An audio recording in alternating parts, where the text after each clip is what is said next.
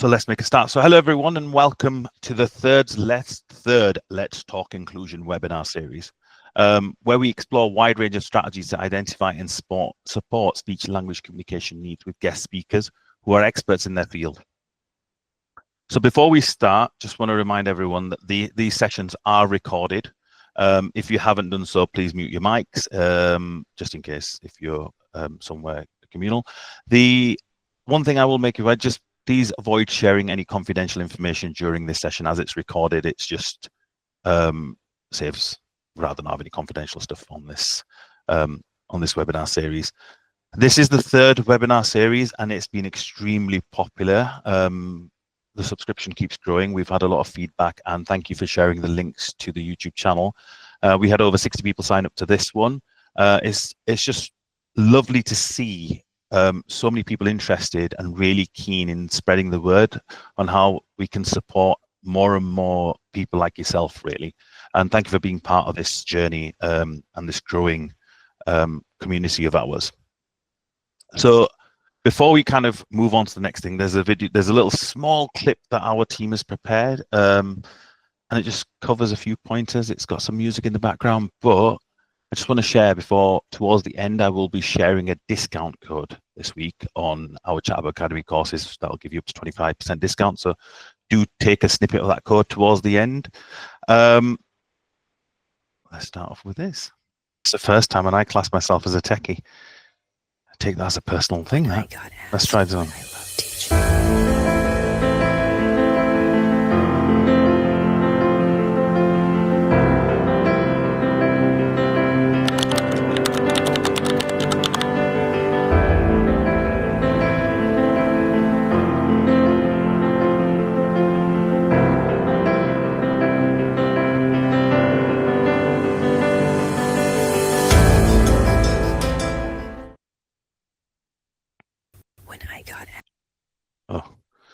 Always does that to me. That always catches me out a little bit.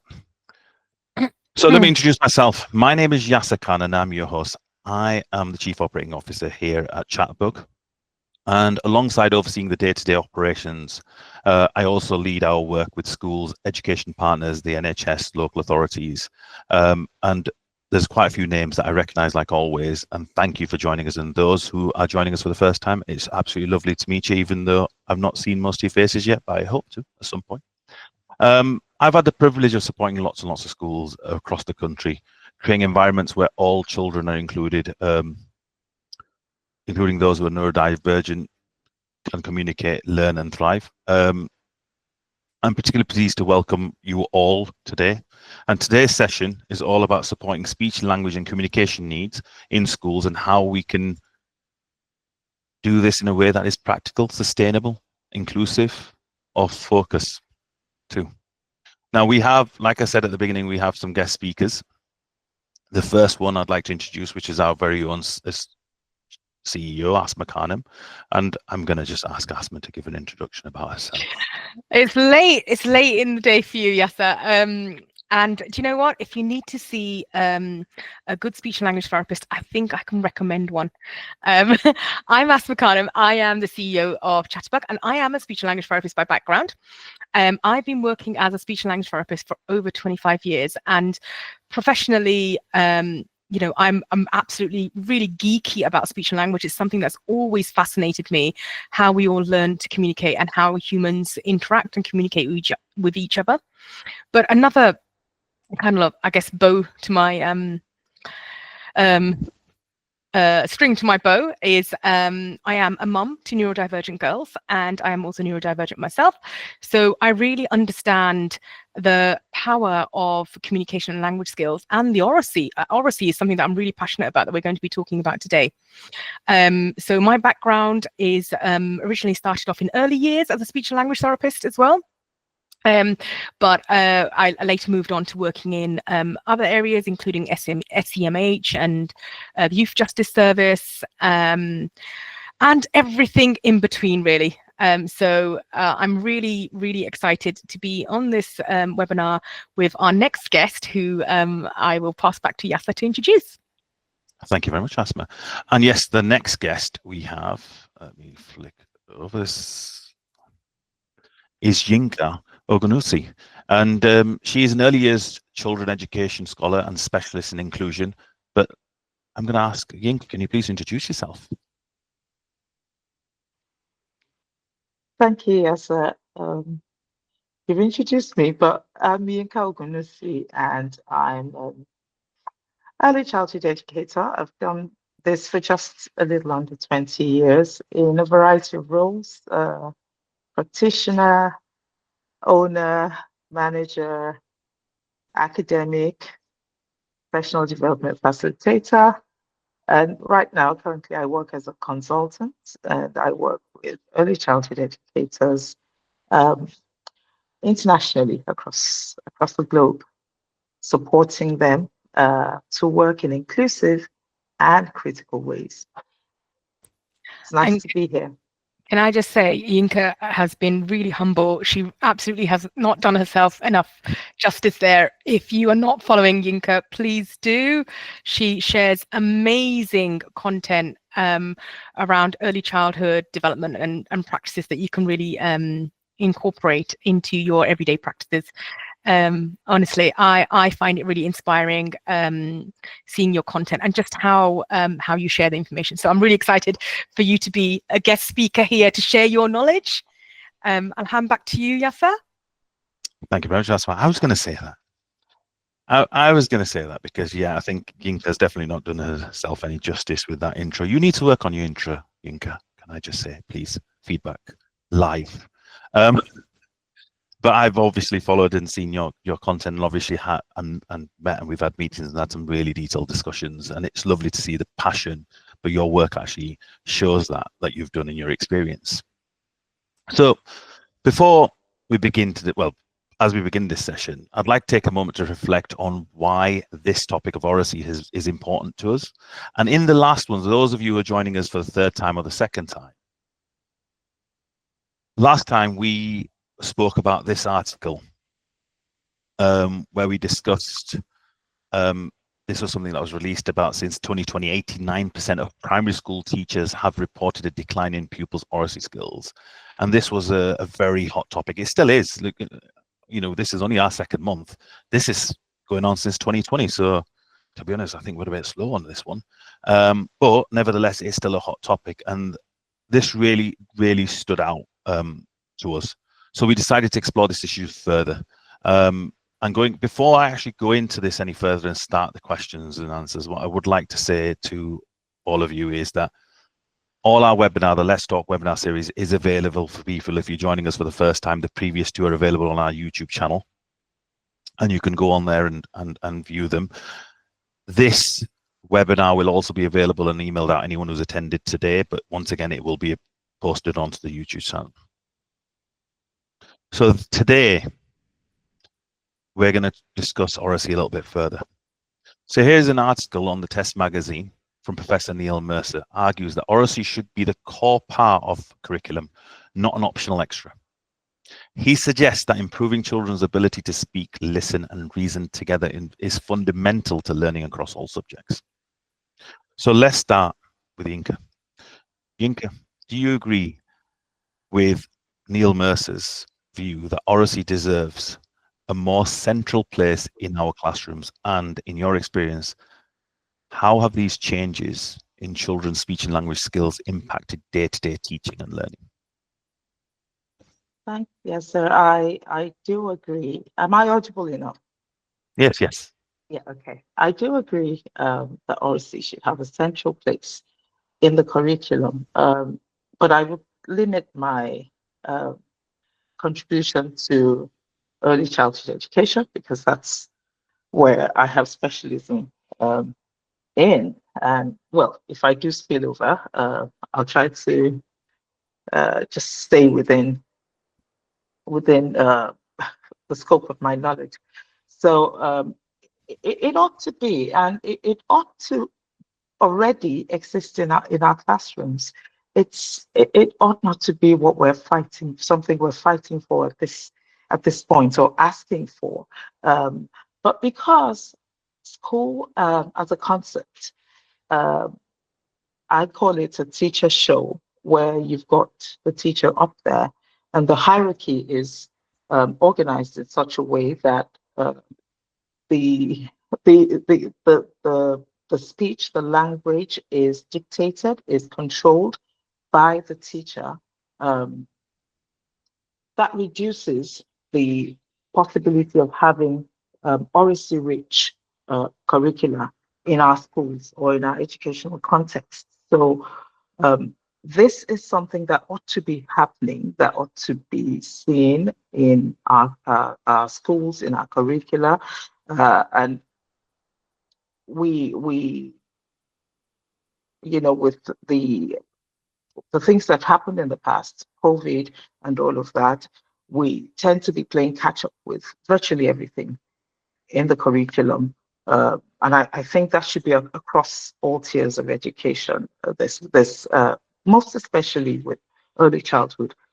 So we tend to be playing catch up, but then the pressure on educators, and I imagine that might also be for primary and secondary educators, is that because of the loss, the supposed loss, we tend to then approach matters of curriculum from a deficit orientation.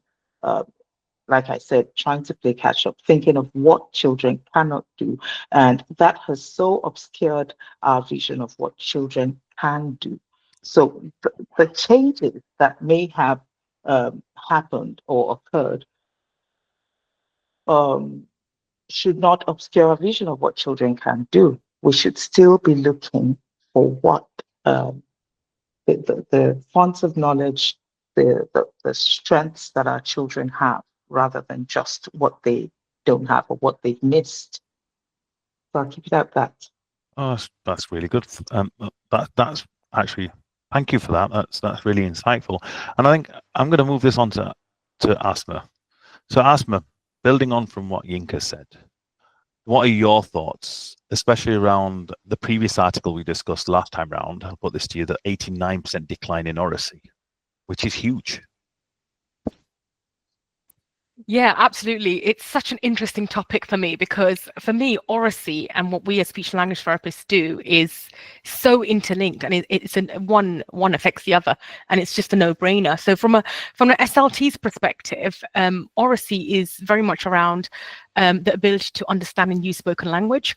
And if we break it down, it's not just about talking, it's about being able to understand what others are saying, is then being able to express your thoughts clearly and in an appropriate way, is being able to use language to socialize and build relationships, and being able to adapt to your environment as well. So it's absolutely foundational and crucial, and actually what every single SLT kind of works to support. And it's not just about using verbal language. And obviously, as being a really pro neurodivergent advocate, we have to accept all forms of communication. So oracy is not just about, it's about being able to express yourself, and for some children that might not be language, but it doesn't mean they can't express themselves and get involved and socialize, and all of that really. But the thing about oracy that sometimes people forget, that it grows over time, just like learning to read or write, and just like there is lots of focus in early years and in primary and secondary around getting children to be able to be good at reading and writing. We need to put the same emphasis on oracy. So I guess your question was, do we agree with Mercer's view that oracy deserves more of a central place in classrooms? And I would say, yeah, absolutely. It needs to be on the same footing as reading and writing, in my opinion. Thank you for that, Asma. So, Neil Mercer, obviously part of Cambridge, outlines 3 key dimensions of oracy in his article. And we've put, they're on the right of this article to show it. So the first one is learning how to talk.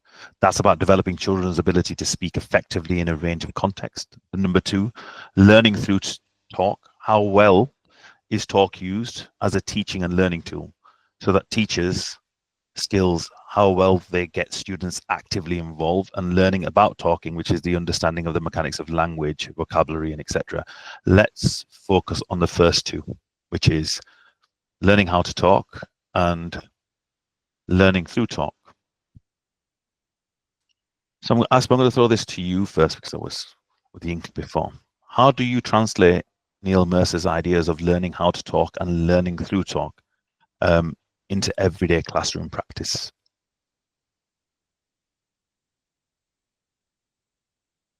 Asma? Sorry, I started talking and then I realized my microphone was off. So one of the things we talk about as speech and language therapists, right, our role is to make explicit what people do implicitly. And traditionally, so the way language and communication skills develop is the more you hear, the more you learn. And then the more opportunities you have to practice talking, the better you become in talking. That's basically generally how it works. And you know, a really shocking study that has really stayed with me throughout my career is there was a research and there were multiple researches projects carried out on this topic, which is that the more talkative a child or a young person is, the more likely they are for others to talk to them. And if you go back to what I said at the beginning, is it's all about the more you talk to someone, the more they learn, and the more opportunities you give them to practice using those skills, the better they become at it. Now, all of us as adults can also relate to this. We forget, obviously, as we're growing, we don't actively remember how we learned to talk. We just know we could. We just can. And but everybody can relate to this example, which is learning another language. To some extent, everyone can experience that. Has experienced that. And if I was to introduce a word to you in my home language, let's see if I've got one here. So my home language is Sylheti Bengali, and I'm going to teach you a word, and the word is holom, right? So holom is pen, right? So now I am attaching the word holom to the actual object, and I'm exposing you to that word. If I never saw you again for another 10 years, and then I held this pen up to you and I said, right, I want you to tell me, what is this word in Sylheti? Do you remember? Well, the chances are you're not going to remember. But if I saw you and I said to you, every time I saw you, say I saw you 10 times that day, and I said, holom, holom, holom, holom, this is the holom. And I showed you different versions of them. I demonstrated what you do with them. And then if I saw you multiple times throughout that 10-year period, and every time I saw you, I said holom to you, you'd soon remember that this is called a holom, right? So it's a bit like that. We not only have to expose, actively, implicitly teach vocabulary, we also have to create opportunities for children and young people to practice using the language. And it's not just the words. We have to, as they go up school, we actually have to give them opportunity to practice using sentences and practice having different types of conversations, because you need different skills for different types of conversations. So for example, if you're having a debate, you need certain sets of skills. If you're negotiating, you need certain sorts of skills and different types of language. And it's fascinating, particularly in the early years. I think Yinka can agree with this. It's fascinating watching children do all of this naturally, just by creating those opportunities to encourage them to talk. So I think your question, summarize your question for me again, Yasser. Well, I was saying the idea of learning how to talk and learning yeah. through talk into every classroom. But I was going to ask follow-on question, but you've kind of answered that one, because I was going to say, how can you make sure the approaches are delivered neuro-affirming and inclusive for children? But your example there, I believe, was spot on. So it's about elevating it, and I think I said this at the beginning, it's about elevating it to the same level as reading and writing, creating opportunities to talk, and practice talking should be seen as just as important as learning to read and write. Exactly. Thank you very much. And Yinka, would you like to add something to this? What's your opinion on this? Great. So bringing on a critical lens, as I would normally do, so I get in trouble for doing that every now and then. Learning how to talk and learning who to talk. And so I'd love us to establish who determines how to talk and who determines the best way to talk. Because thinking about oracy, or looking at oracy through a critical lens, we must examine the power dynamic that's hidden in there somewhere. And often, just like we have in literacy and maths, we're thinking of white middle class skills as the norm. And so everyone needs to measure up to that. And in a multicultural society, we ought to broaden our lens and understand that oracy exists beyond the English language. And we've got multicultural settings and schools where children are exposed to other languages and they are living in communities where other languages are being used. And so we don't want to have a hierarchy of what language is more important or seen as normal and the other, well, something. I grew up in Nigeria and I know that we weren't allowed to speak our languages in school. That's our mother tongue. We had to speak in English and it was called vernacular.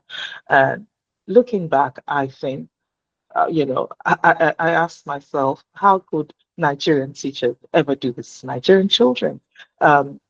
So just in case we have any international educators on the call, I think that it's important to also think about the power dynamic there, the language of power and the power of language.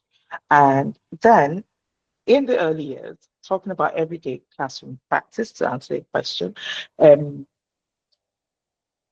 it would look like having a conversation-rich environment. And what do I mean by that? Children communicating with young children, with babies, toddlers, and young children, verbally and through body language and using familiar words, having conversations during routines, during meal times, during nappy change, children seeing practitioners talking and making conversation with one another, with families, where, a collection, drop off, seeing that conversation is an everyday part of life, modeling that I think into my speech.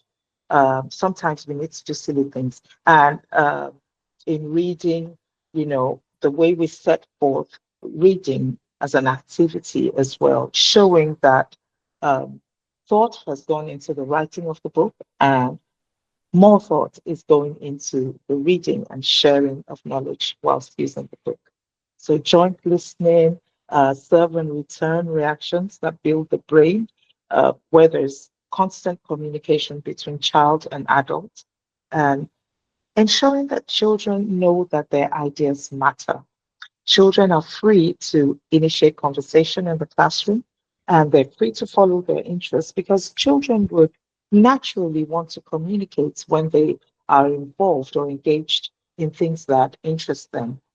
And whilst children follow their interests, adults are tuned to read those cues. I can I just come in on that? I think the cultural element that you mentioned is really, really interesting, because how we in the Western world assess children doesn't necessarily allow them to perform at the right time. And let me explain that a little bit more. So if we take into account Jim Cummins' research around BICS and CALP, right? So BICS is basic interpersonal communication skills.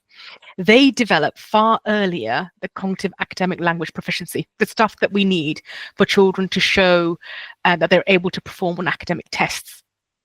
Now, with a lot of children who are from EAL backgrounds, they are far more articulate, whether that's in their home language or a mixture of the two. But verbally, they are much more articulate than they would be on paper as well. So sometimes we as assessors miss that opportunity. And this is again where Oracy is a great way to assess a child's ability and their learning. And then in the primary context, two approaches that work really well is think, pair, share and dialogical teaching. And the reason that works really well, it moves the focus away from the teacher directing the talking and it becoming a conversation. And what's really, really interesting is unstructured playtimes, which we really celebrate in early years. And then in primary school and secondary school, that almost disappears. But listening, and as an adult, listening to children communicating and talking, and then seeing your role as someone that can bridge the gap. So looking for those children that might want to contribute, that are a little bit quieter, or helping them to interpret what each other might have said, or different perspectives, and helping them to grow that conversation into something completely different is a great way to practice the talking skills and oracy as well. Okay. No, yeah, you guys have got lots of. I've got so many questions in my head right now. This is a hot topic, Yasser. We told you it was a hot topic. Yeah, and I'm not no expert, so I'm quite happy hosting this, but I've got so many of my own questions that I'm trying to stop myself from asking. Guys, if any of you have questions, there is in the bottom right hand corner, 9 dots, click on it. There's a question area there. You can post your questions there, or you can just put them in the comment and we'll pick them up at the end. But I'm gonna move on because I know it's the end of the day for a lot of you who've just finished teaching children, and some of you are joining us internationally. And just, I'm going to post this question to both of you. So Oracy is a big topic, like you said. Getting children to talk is a huge issue that many people are facing, especially in the early years and beyond. So it's about building meaningful, supported communication for everyone. But let's step back. Why does Oracy matter so much? What real difference can it make for children learning social skills and future opportunities? Yinka, I'm going to come to you, please. It's important, yes, because Oracy gives children or anyone the opportunity to carry their cognitive processes into expression. So Oracy supports cognitive development because we think and then we communicate. Confidence, turn taking, lots of skills, listening, both two-way listening, and relating, learning, and all activities we're involved in or engaging in to everyday life. So it elevates children's funds of knowledge that they bring from home that can be used to co-construct knowledge in a social constructivist way amongst their peers and with their teachers. Allows for sustained shared thinking, which is a well-known concept in early years, especially here in the United Kingdom. And I think I did mention it builds confidence. So Oracy on its own, it's not an abstract concept. It is part of learning. And once agency is let loose in the classroom, Oracy will thrive. Oh, thank you. And Asma, would you want to add something to this? Yep. So there's a comment actually in the chat, Irene, and absolutely it can build on empathy. I think the way I look at Oracy is it's almost like considering it's a gateway. It's a gateway to everything, and it leads to it's for confidence, to be able to access education, to its entirety. You need to have good Oracy. But long term, let's think about the long-term impact, right? Because there's a lot of conversation around mental health, but Oracy gives you, having strong language skills just in general, allows you to verbalize what you're thinking and how you're feeling. It allows you to build healthy relationships. So long term, even beyond early years, primary school, it really helps. It supports, employability. It has a massive impact on mental health. And the big one for me, something that I'm really passionate about, is self-advocacy. Because in speech and language therapy, we work on very specific strategies, and I do that far less, because actually I'm not bothered if you can say the S sound. What I want to know is how I can empower you to say what it is that you want to say in a way that you're confident in saying, whether that's using language, whether that's, using symbols, whatever it is. How can I help you become confident in articulating what it is you want to? So yeah, so I very much see as the gateway to everything. And a little example that I'll share with you, how much as a society we value good talkers. When Obama, because people were fascinated with Obama when he ran for elections, and they tracked his performance against his speeches and his ratings. And what they found, that every time he gave a great speech, his ratings went up. And when his speech wasn't that inspiring and moving and motivating, his ratings fell. And I would say that's probably the case for lots of people we see on TV, a range of professionals. But I guess it goes back to that concept of, we like talking to and listening to the people that are good at communicating and articulating whatever it is that they're articulating. Especially when you see young children having a conversation. Some of their conversations are just not only amusing, but trying to keep a straight face is a nightmare. But yeah. My all-time favorite one from recent experiences has to be listening to two lads in the playground talking about Glory Hunter. So one of them was a Manchester United fan, and I can't remember what the other one was, a Leeds fan. And he said, "Oh, I think you're a Glory Hunter." They were only young. They were probably about 5, 6. I don't know where they'd heard this term. And it was amazing just listening to them explain. One of them explained this concept. I mean, he got it completely wrong, but that was beside the point. Yeah, I'm just thinking of some ones that I've overheard, not in the playground, but on a trip I went to a few years back. It was quite amusing. This brings me on to the other thing. You kind of both touched on it. Practical. I've just thought, sorry, I've just totally lost it there. Practical strategies. That's it. That's what I was looking for, the word practical strategies. So we've kind of discussed how Oracy is essential and what it looks like. But now, how do we embed Oracy effectively across the curriculum for every child every day? So Asma, I'm going to come to you. What would you recommend? Really surprised by this, Yasser, but I'm going to keep it really short and simple. For me, it's about building it in at a universal and strategic level, right? When we're talking about Oracy, and I'm thinking about, I'll let Yinka say something about early years. I'll say specifically in primary school and secondary school, it cannot be the focus of just English. It has to be embedded into every single subject, every single teacher. There needs to be a framework around how we teach children to talk about whatever it is that we're teaching, and how we model good Oracy skills as well. So for me, it's about so if you're a leader here and have influence over your universal strategies, I would definitely be looking at what is your universal approach as a school setting around supporting Oracy. So yeah. Thank you for that. And Yinka, what practical strategies would you share with for me, it would be okay. Thanks, yes, sir. For me, it would be mainly decentering teacher voice. So that would be considering the pedagogical and the environmental. So it's not just spoken or speech. I think about hierarchies within the classroom, and I've been in reception year classrooms where the teacher is that uh, on a chair, and the children are in a circle or in rows in front of them.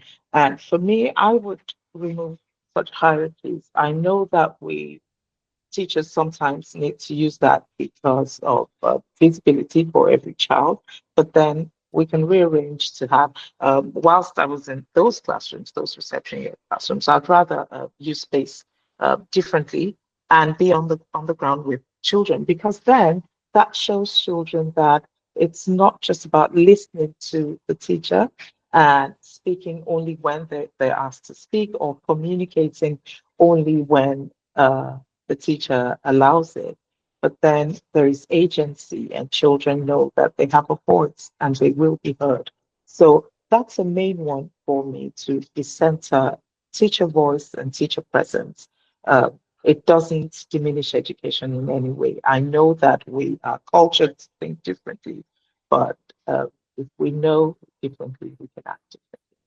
Well, thank you for that, Yinka. So clearly, embedding oracy into teaching practices can be very powerful.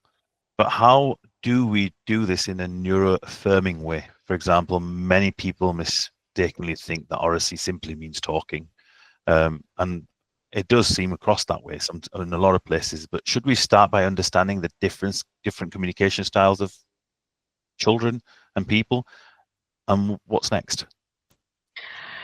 Yeah, is that me? I'm just I was jumping in gonna, there. like every time, I'm gonna go away from like one A-B. I'm gonna basically open it to both of you, because I think this is more of a discussion on this one, I think, because it's just so specific, I find. So I'm gonna open it to both of you. Yeah. So for me, as a speech language therapist, obviously, I've spoken about good talking and I've talked about public speakers, but for me, oracy it's really about communication, and that can look different for every child. So some pupils might prefer speaking with, using signs or pictures or AAC devices. Some might prefer, to write. It's about honoring whatever system or approach that child or young person wants to use. And in terms of embedding oracy in a neuro-affirming way, it's about time, it's about choice, and it's about supporting and scaffolding whatever approach that child or young person chooses to use. And it's about honoring that as a valid form of communication.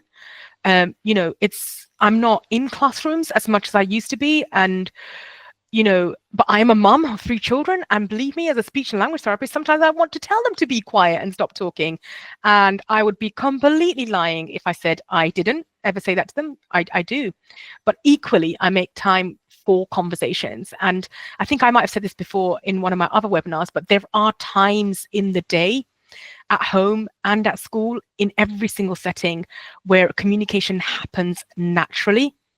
And in order to embed it, it actually doesn't need any clever tricks. It's about honoring it, and it's about validating it as an important part of that child or young person's journey, and about providing as good models as much as possible. And not just the good role model doesn't have to just be the teacher. It can be other children and young people. So yeah, that's for me. It was supposed to be a discussion. Where's Yinka's conversation in there? Yinka, go on, add something in there for me. Oh, great, yeah. Just as Asma has said, I think it's the community, the sense of community within the classroom, and as teachers, we must commit to knowing our children, the children we teach, the children we serve, and that would involve engaging with families in ways that we're not communicating to parents or primary carers that we are trying to teach them anything. Once again, look at the power dynamic there and hierarchy, but rather see parents as experts who have things to teach us as well. And so we're asking parents or primary carers, families, what do I need to know about your child? What do they like? How did they react to this? Did they see the lights yesterday at, did they see the fireworks? What did they say? And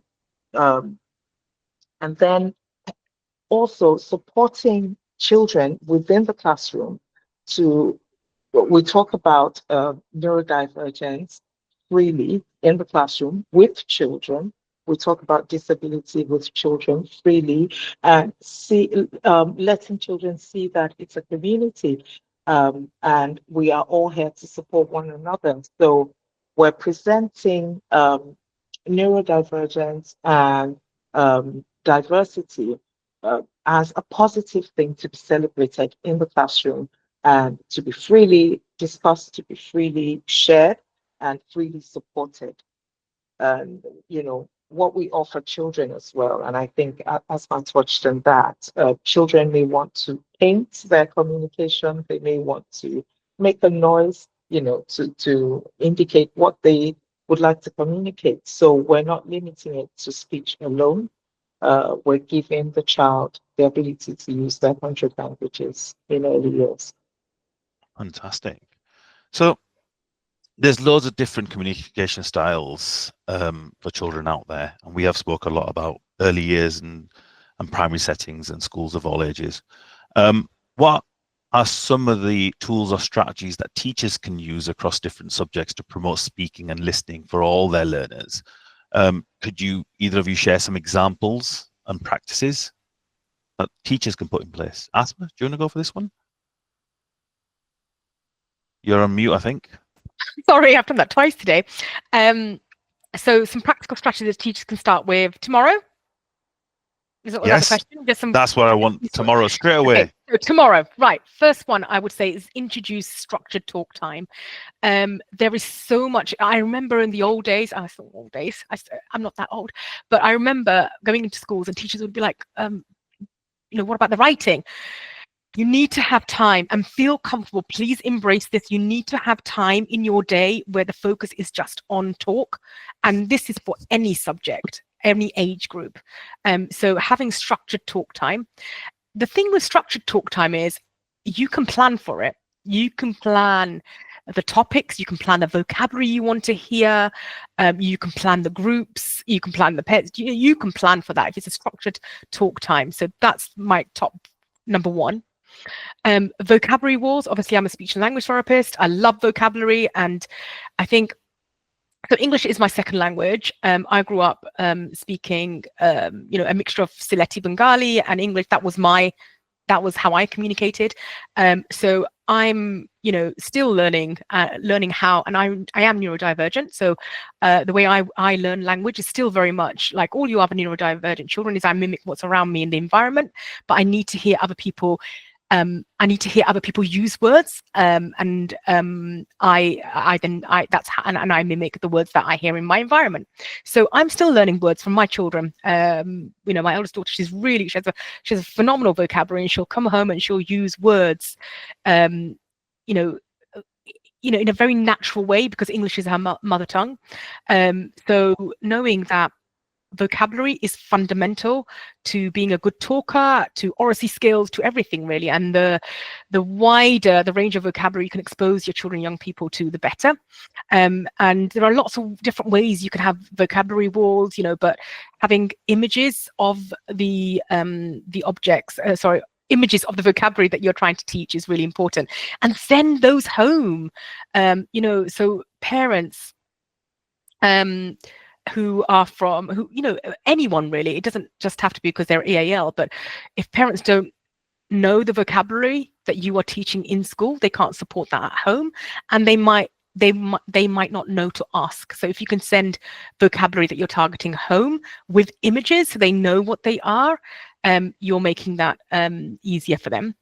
Modeling and scaffolding questioning. So as a speech and language therapist, I'm anti-questioning in many contexts, but it definitely has a place to play. So when I say I'm anti-question asking, is asking children who we don't know have the information is a waste of time. We need to make sure they have the information.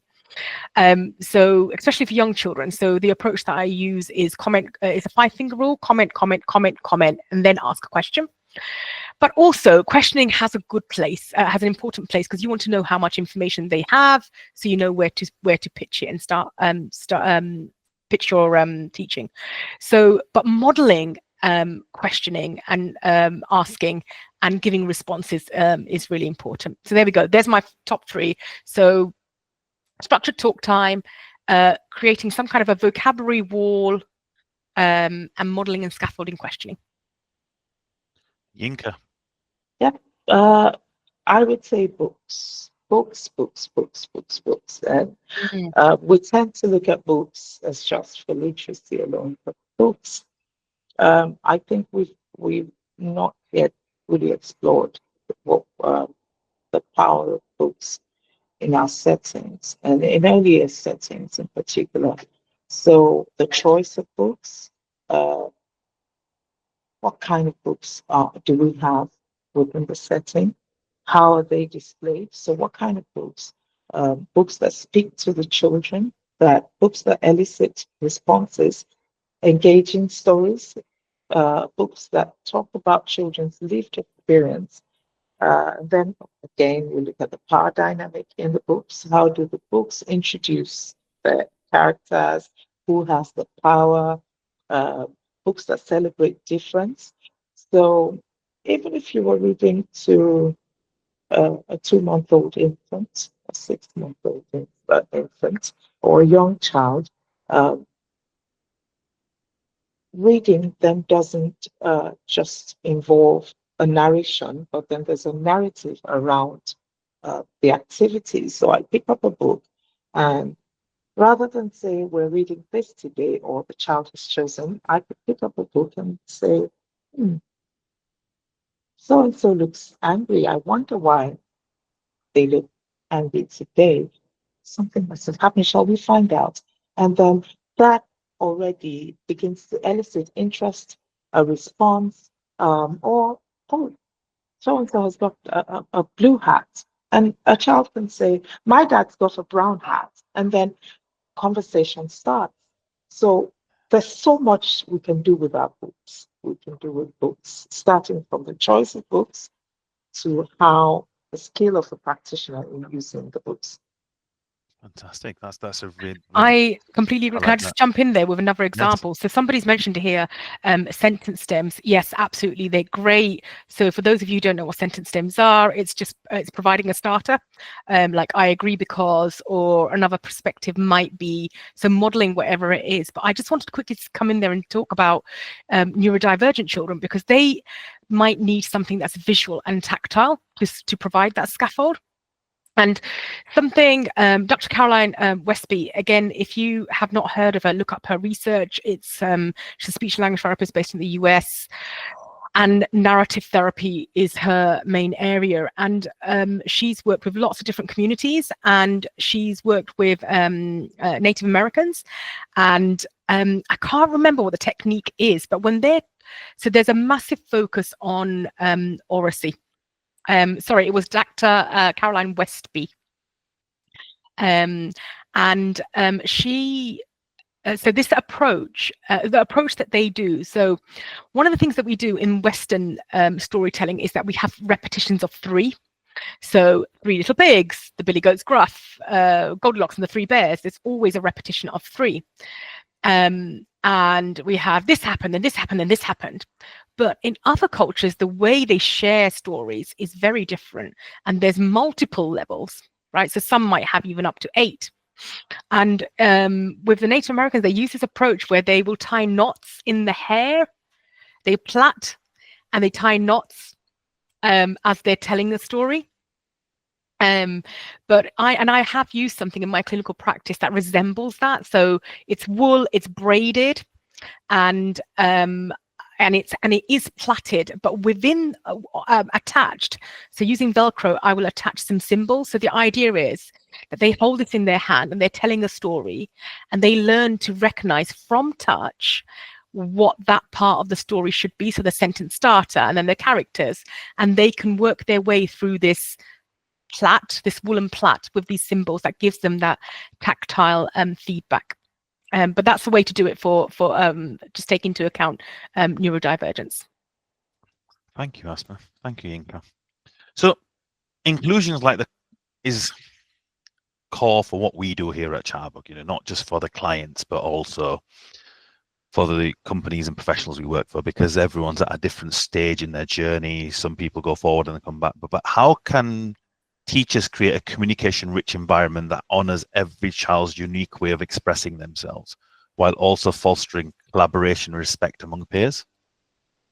Yinka, would you like to come in on that one for me, please? So, Well, I think we've said quite a bit about that. You know, the strategies we've mentioned that Asma and myself have mentioned in the past, so we can recap that and listen to that again, especially because of time.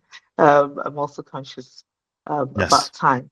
But in terms of fostering respect, I think that the teacher recognizing that their education doesn't stop with teacher training, and that there is, I actually say to teachers that your training starts when you enter the classroom, because you've got a lot to learn from children. And that makes you valuable to your peers, your own professional peers, because then learning becomes dialogic and uh, collective with other teachers, and so that builds on. And I can share examples where a key person would say, "Oh, my key child can't do this," and I'm at a professional dialogue, and I'm able to say, "But on so and so day, they've done this, they've done this, they've been able to achieve this," because then you have more than one pair of eyes that's observing and that's working with children. Thank you. And Asma, do you want to add something to that? Just a really simple one: celebrate. We celebrate writing, we celebrate reading, but celebrate talking, and not just good talking, celebrate the effort. So I've always been one for specific praise. It is crucial in early years because they need to know what you are praising, but actually teenagers secretly love it as well. So well done. That's a great word that you've just used there. I'm going to use that next time I'm having that conversation. That's how you might use it with a teenager. And you'd model, for a young child, you'd obviously you'd obviously adapt that. But yeah, celebrating efforts, knowing that for some children communicating and sharing their ideas is hard, but celebrating when they do, however they do, that's the only one that I would quickly throw in there. No, thank you for that. So then, looking ahead, if you could make one nationwide change to embed oracy in a neuroaffirming way in the next 5 years to the curriculum, what would it be and why? Yinka? Oh, you're on mute, Yinka, you're on mute. You're on. Sorry Yeah. about that. Dory, Sorry Asma's about still in the that. lead. Asma's Yeah. still in the lead in that. She did it twice. It's okay.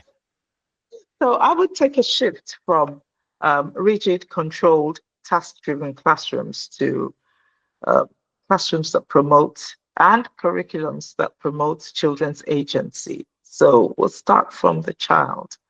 I know that in primary and higher grades, that might be a bit trickier to address, but in early years, it's pretty straightforward, following the child and resisting pressure. So if I had the power to do it, I would shift from all these frameworks that really distract from actually addressing and following the child's learning.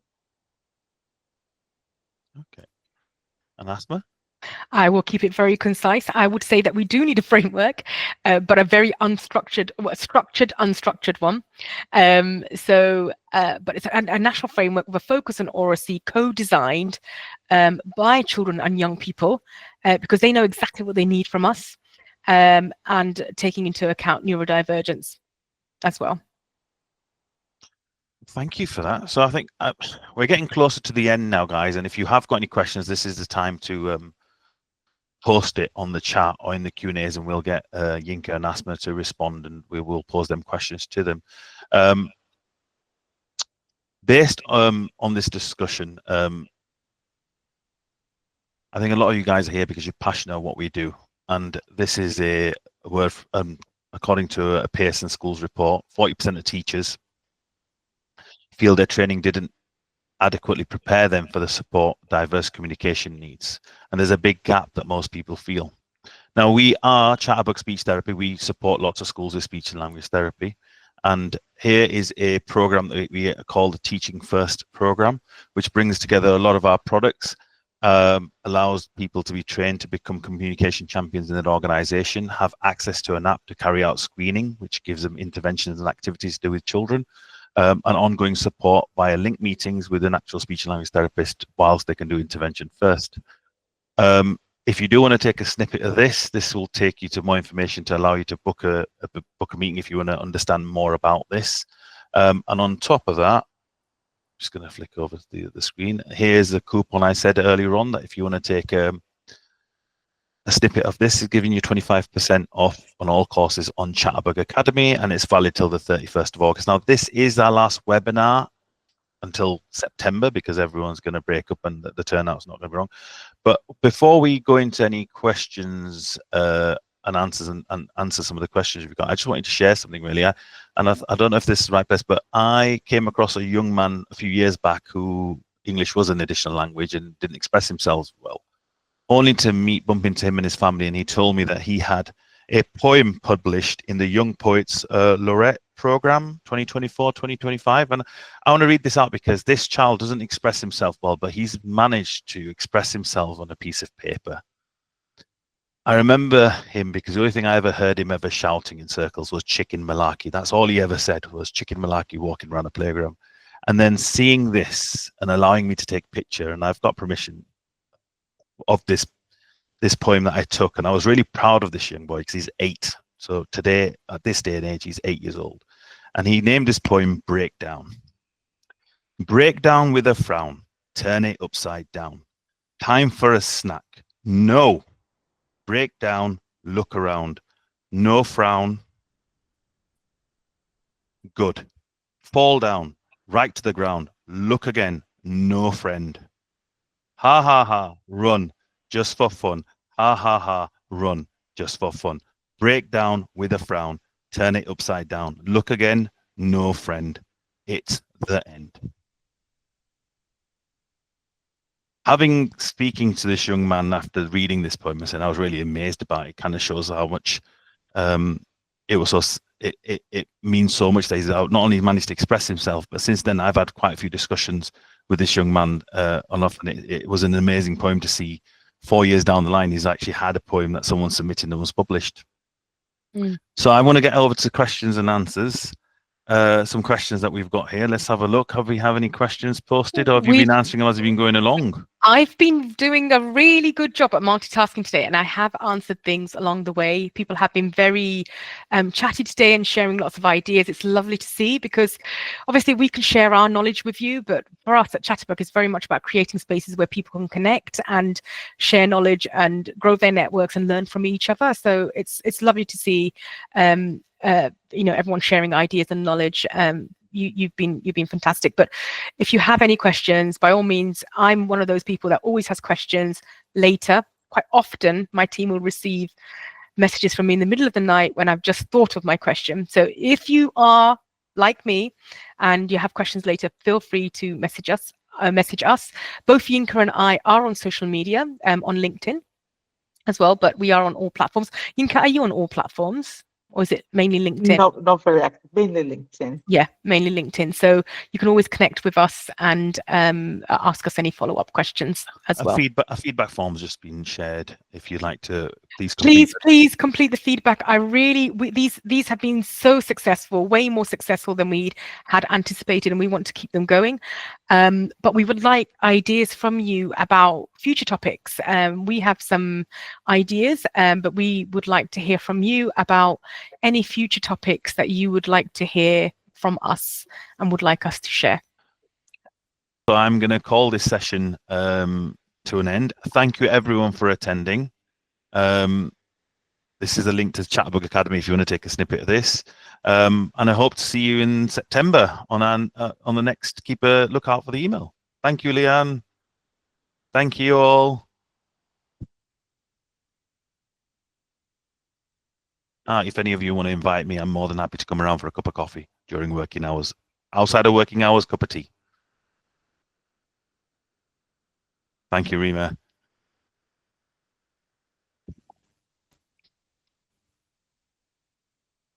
Thank you.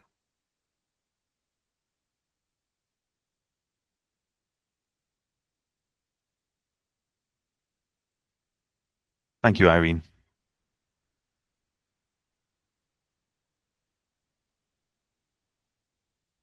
Yinka, are you reading the chat? There's lots of thank yous, and people have found it very interesting.